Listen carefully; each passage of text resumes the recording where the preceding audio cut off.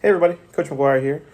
Today, I thought I'd do something a little different, and I thought that I would try reading a story. And this is one of my favorites, and also one of my daughter's favorite stories. And it is called "The Brave Little Tailor." Awesome story.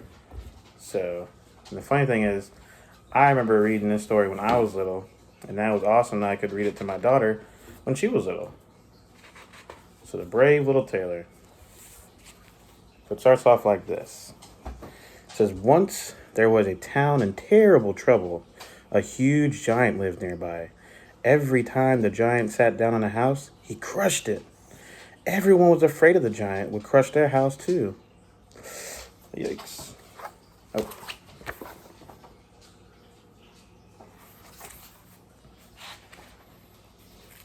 Everyone, that is, but Mickey the tailor. He had a different kind of trouble. Some flies had got into his house, and they were buzzing all around his head. At last, Mickey had grabbed his fly swatter.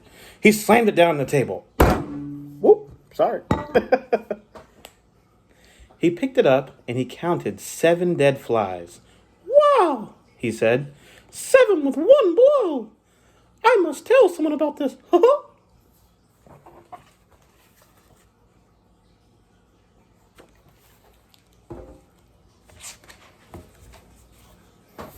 Two farmers were talking near Mickey's window. We must get rid of the giant, said one. But who can do it? Asked the other. Just then, Mickey opened his window and cried, I killed 7 with one blow! The farmers thought Mickey was talking about giants, not flies. They ran and told everyone. The tailor killed 7 giants with one blow, they said. Uh-oh, Mickey might be in some trouble. One farmer even told the king's baker. The baker ran off and told the king's knight. Did you hear? The baker said. The tailor killed 7 giants with one blow. The little tailor is brave. Braver than he looks, said the knight. The king must hear about this.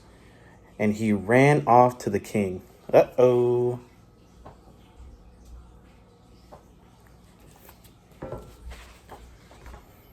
As soon as the king heard the news, he sent for the little tailor. Mickey smiled at the king and the beautiful Princess Minnie.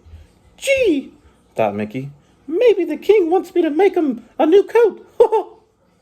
Little tailor, said the king, tell me how you killed 7 with one blow.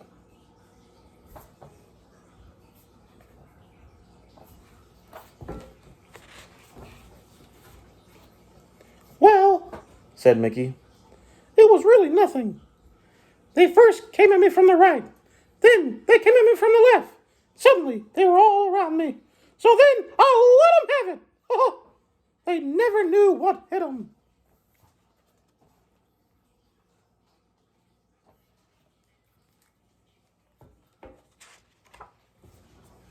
Bravo, cried the king. You shall be my giant slayer. Giant slayer, Mickey said. Oh, I can never be a giant slayer. I will give you gold, said the king. No thanks, said Mickey. Gold will not make you change your mind. Just then, Princess Minnie whispered something in the king's ear. I think it went something like this.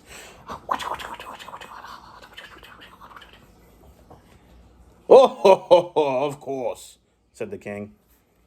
Minnie's got a plan.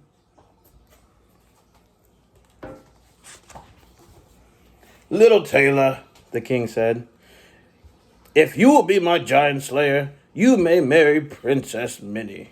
Mickey looked at Minnie. Gee golly willikers, he said. So the little tailor became the king's giant slayer, and off he went to find the giant. Uh-oh. Mickey's gonna have issues fighting a giant compared to flies. Let's see what happens. As soon as he was alone, Mickey sat down to think. I'm just a tailor, he thought. What do I know about giant slayers? Mickey was thinking so hard he didn't see the dark shadow on the ground.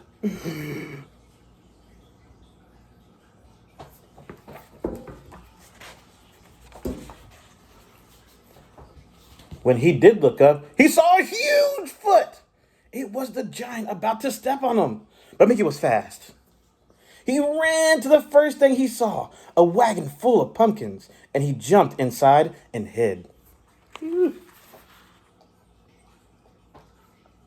Watch out, Mickey. Mickey heard a loud crunch. He peeked out. The giant was sitting on a house. The house was crushed to the ground, but the giant just looked at the pumpkins. "Oh, some orange berries," he said.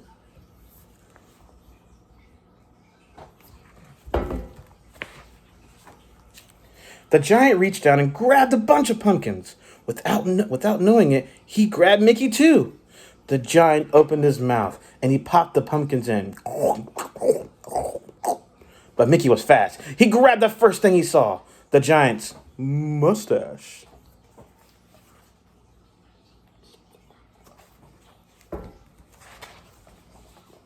Mickey was hanging on by a hair. The giant felt something tickle him under his nose.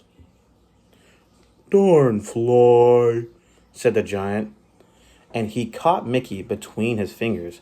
Uh-oh. "Now's the time to be brave," said Mickey. He took out his scissors. "On guard!" Go, Mickey.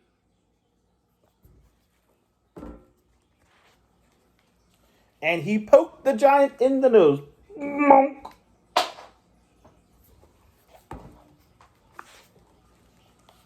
"Ouch!"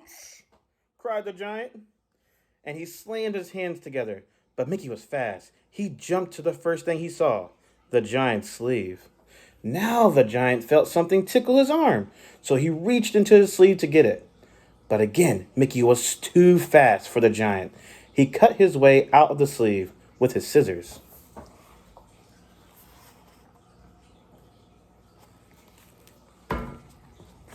Way to go, Mickey.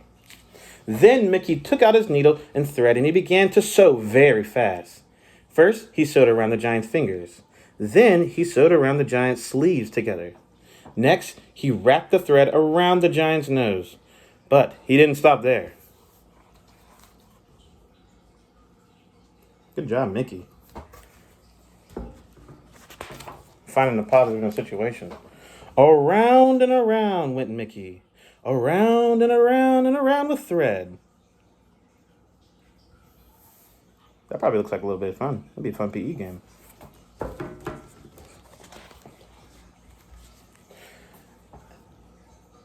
At last, the giant was all sewn up. He could not move. He could not even stand up. The giant fell down with a giant crash.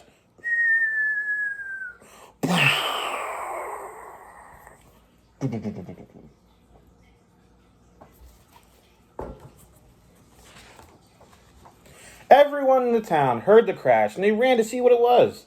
There was Mickey standing on the giant's foot. "Three cheers for the brave little Tailor! Hip hip hooray! Hip hip hooray! Hip hip hooray!"